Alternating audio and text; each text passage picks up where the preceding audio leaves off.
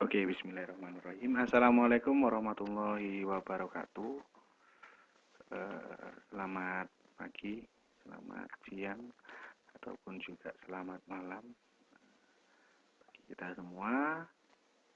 Perkenalkan, saya Lukman Rizkyanto dari PGSDPI Pokjar Purwodadi, UPBJJ Malang. Hari ini saya akan mempresentasikan layanan pendidikan bagi siswa di sekolah dasar. Ini materi modul 6 KP1 mata kuliah Perspektif Pendidikan. Oke, untuk yang pertama di sini kita akan membahas tentang pengertian. Apa itu pengertiannya? Tujuan, fungsi, prinsip, dan peran guru dalam bimbingan di sekolah dasar.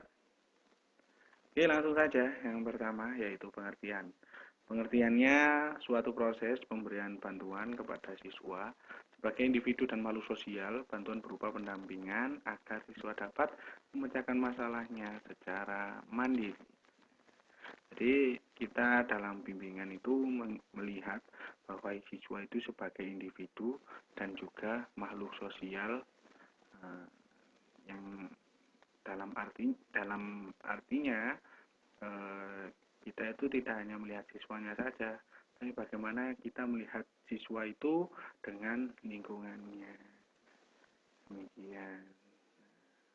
Bantuannya berupa pendampingan agar siswa dapat memecahkan masalahnya secara mandiri. Jadi memecahkan masalahnya itu biar siswanya sendiri yang memecahkan. Kita hanya membantu dengan cara membimbingnya. Seperti itu. Berikutnya yaitu tujuan. Tujuan di sini ada dua, yaitu tujuan umum dan juga tujuan khusus. Tujuan umum bagi bangsa dan negara, ya. Tujuan umumnya itu bagi bangsa dan negara. Bagaimana siswa itu bisa memecahkan masalah-masalah yang berhubungan dengan lingkungannya, masyarakatnya, bahkan bagi bangsa dan negaranya. Berikutnya tujuan khusus yaitu bagi dirinya sendiri. Jadi siswa dituntut untuk bisa mengatasi permasalahan yang ada di dirinya sendiri. Berikutnya fungsinya. Fungsinya yang pertama yaitu pengungkapan atau curhat.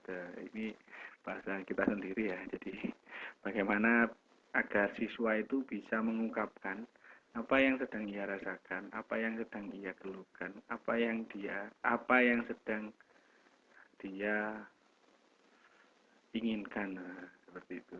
Jadi kita itu tugasnya memancing siswa agar bisa mengungkapkan. Kalau dipendam nanti meledos. Demikian. Berikutnya yaitu penyaluran. Penyaluran ya ini contohnya tentang mengarahkan ya. Jadi kalau penyaluran ini berhubungan dengan bakat siswa atau intelijensi siswa. Waduh, intelijen. Ya, kecerdasan siswanya seperti itu. Terus kita arahkan seperti bola. Kalau kita tahu ringnya di mana, pasti bola itu akan masuk ke dalam ring. Jadi kita yang mengarahkan. Misalkan dia suka voli, maka kita arahkan ke voli. Misalkan dia suka musik, kita arahkan ke musik. Berikutnya yaitu penyesuaian. Fungsi penyesuaian yaitu fungsi bagaimana siswa bisa menyesuaikan dirinya dengan lingkungan masyarakat, teman, keluarga, dan lain sebagainya. Berikutnya pencegahan. Nah, ini pencegahan ini penting agar siswa kita lebih terarah. Jadi tidak sampai ke tindak kriminal atau apa itu ya. Jadi fungsi bimbingan di sini seperti itu. Berikutnya yaitu fungsi perkembangan.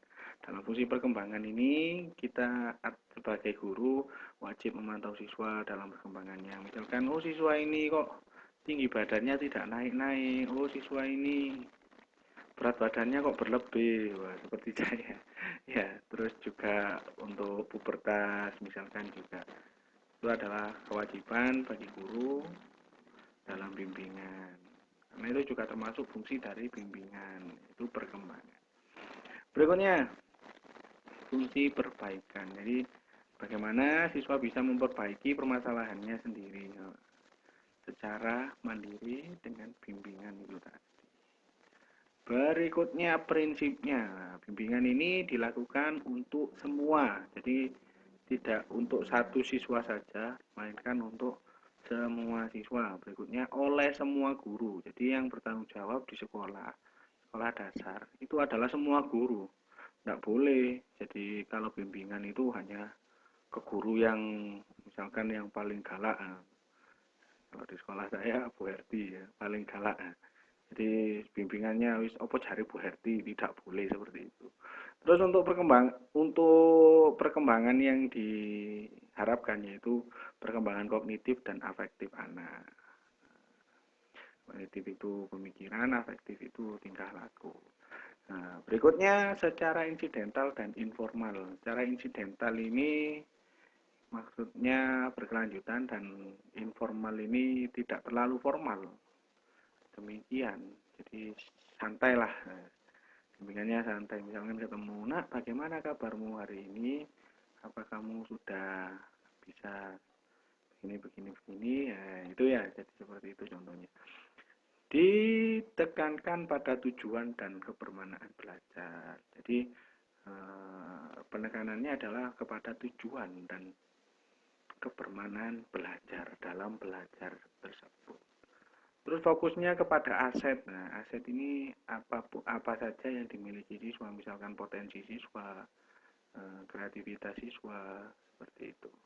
Berikutnya proses pendewasaan. Jadi ini berhubungan dengan perkembangan. Jadi setiap anak mulai dari yang kelas 1 sampai kelas 6 itu perlakuannya berbeda-beda sesuai dengan perkembangan kedewasaan mereka. Dilaksanakan secara bersama.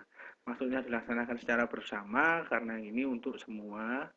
Jadi bimbingan ini dilaksanakan secara bersama, tidak terpisah-pisah. Kalau terpisah-pisah malah kayak seperti sidang ya. Demikian. Untuk peran guru yaitu sebagai kunci kesuksesan dalam bimbingan sekolah dasar.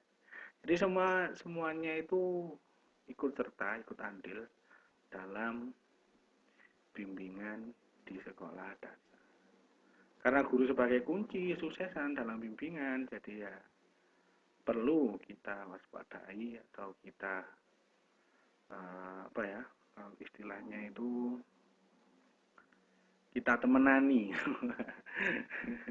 kita seriusi ya seperti itu.